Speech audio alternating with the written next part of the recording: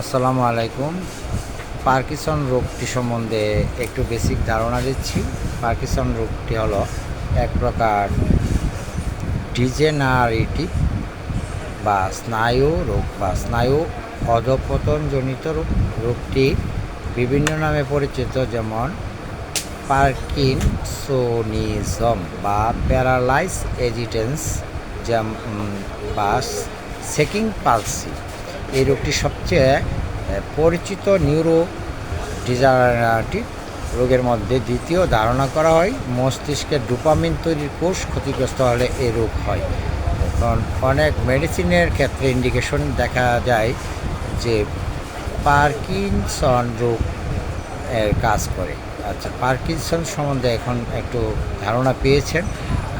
Parkinson's রোগ রোগ কি নিরাময়যোগ্য? এটা সম্বন্ধে আসলে আমরা একটু জেনে নিই। না, পার্কিনসন্স রোগ সম্পূর্ণভাবে নিরাময় করা যায় না, তবে এর উপসর্গ নিয়ন্ত্রণ করা যায় এবং জীবনযাত্রার মান উন্নত করা যেতে পারে।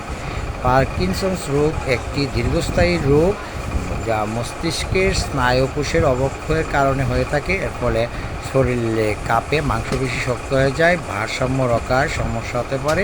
যদিও এই রোগ সম্পূর্ণ নিরাময় করা সম্ভব নয়, রোগের অগ্রগতি ধীর করার জন্য উপসর্গগুলি নিয়ন্ত্রণ রাখার জন্য বিভিন্ন চিকিৎসা উপলব্ধ রয়েছে। এর মধ্যে রয়েছে ওষুধ, লেবোডোপা, ডি-ডোপা, কার্বিডোপা, কোডোপা, এরকম নামে মেডিসিনগুলো রয়েছে।